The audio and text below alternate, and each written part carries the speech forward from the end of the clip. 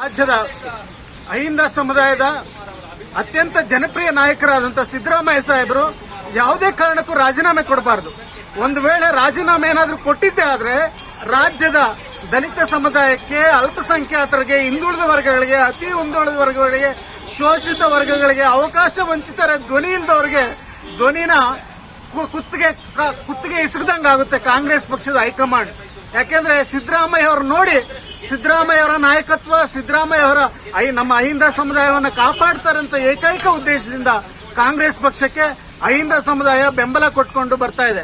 ಇವತ್ತು ಮೊನ್ನೆ 2023ರಲ್ಲಿ ಕಾಂಗ್ರೆಸ್ ಪಕ್ಷ 136 ಸೀಟ್ ಗೆಲ್ಲಬೇಕಾದ್ರೆ ಸಿದ್ದರಾಮಯ್ಯ ಅವರ ವರ್ಚಸ್ಸು, ಸಿದ್ದರಾಮಯ್ಯ ನಾಯಕತ್ವದಿಂದ ಮಾತ್ರನೇ 136 ಸೀಟು ಅಹಿಂದ ವರ್ಗಗಳು. ಇಡೀ ರಾಜ್ಯದಲ್ಲಿ ಅಹಿಂದ ವರ್ಗಗಳ ಶಕ್ತಿ ಕಾಂಗ್ರೆಸ್ ಪಕ್ಷಕ್ಕೆ 100ಕ್ಕೆ 100% ವೋಟ್ ಹಾಕಿದ್ರಿಂದ ಕಾಂಗ್ರೆಸ್ ಪಕ್ಷ ಅಧಿಕಾರಕ್ಕೆ ಬಂದಿದೆ. ಇವತ್ತೇನು ಕಾಂಗ್ರೆಸ್ ಹೈಕಮಾಂಡ್ ಸಿದ್ದರಾಮಯ್ಯ ಕೆಳಗಿಳಿಸಿ ಬೇರೆ ಯಾರನ್ನೋ ಮಾಡಕ್ ಹೊರಟಿದ್ದಾರೆ, ಅದು ತುಂಬಾ ತಪ್ಪು. ಕಾಂಗ್ರೆಸ್ ಪಕ್ಷದ ಹೈಕಮಾಂಡ್ ಮಾಡ್ತಿರೋದು ತುಂಬಾ ತಪ್ಪು. ಯಾಕೆ ಮಲ್ಲಿಕಾರ್ಜುನ ಖರ್ಗೆ ಅವರು ಇಲ್ಲಿಲ್ವಾ? 4 ಬಾರಿ ಮುಖ್ಯಮಂತ್ರಿ, ನಮ್ಮ ದಲಿತ ಸಮುದಾಯದ ಮುಖ್ಯಮಂತ್ರಿ, ದಲಿತರ ಮುಖ್ಯಮಂತ್ರಿ ಮಾಡೋಕೆ ಆಗೋದಿಲ್ವಾ ಕಾಂಗ್ರೆಸ್ ಪಕ್ಷಕ್ಕೆ?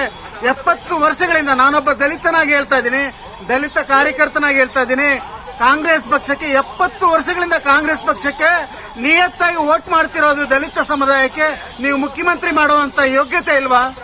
ಇಡೀ ದೇಶದಲ್ಲಿ ಕಾಂಗ್ರೆಸ್ ಪಕ್ಷ ಎಲ್ಲ ಏನಾಗ್ತಿದೆ? ಕಾಂಗ್ರೆಸ್ ಪಕ್ಷಕ್ಕೆ ಯಾಕೆ ಎಲ್ಲರೂ 4 ರಾಜ್ಯಗಳಲ್ಲಿ ಇದೆಯಲ್ಲ, ಯಾಕೆ?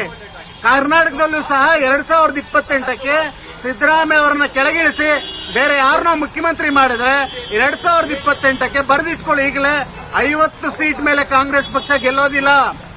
ಕಾಂಗ್ರೆಸ್ ಪಕ್ಷಕ್ಕೆ ಅಲ್ಪಸಂಖ್ಯಾತರು ವೋಟ್ ಮಾಡೋದಿಲ್ಲ, ದಲಿತ ಸಮುದಾಯದವರು ವೋಟ್ ಮಾಡೋದಿಲ್ಲ, ಕುರುಬ ಸಮುದಾಯ ವೋಟ್ ಮಾಡೋದಿಲ್ಲ, ಇತರ ಹಿಂದುಳಿದ ಸಮುದಾಯದವರು ವೋಟ್ ಮಾಡೋದಿಲ್ಲ, SC ST ಸಮುದಾಯ ವೋಟ್ ಮಾಡೋದಿಲ್ಲ. ಇವರೆಲ್ಲ SC ST minorities, backward communities ಎಲ್ಲರೂ ವೋಟ್ ಮಾಡ್ತಿರೋದು ಸಿದ್ದರಾಮಯ್ಯ ಅವರ ಮುಖ ನೋಡಿಕೊಂಡು, ಸಿದ್ದರಾಮಯ್ಯ ನಾಯಕತ್ವ ನೋಡಿಕೊಂಡು. ಆದ್ರಿಂದ ಯಾವುದೇ ಕಾರಣಕ್ಕೂ ಸಿದ್ದರಾಮಯ್ಯ ಅವರನ್ನ ಕೆಳಗಿಳಿಸಬಾರದು. ಒಂದು ವೇಳೆ ಇದಾದ್ರೆ ದಲಿತರಿಗೆ ಅವಕಾಶ ಕೊಡಬೇಕಂತ ಈ ಮೂಲಕ ಕೇಳ್ಕೊಳ್ತೀನಿ.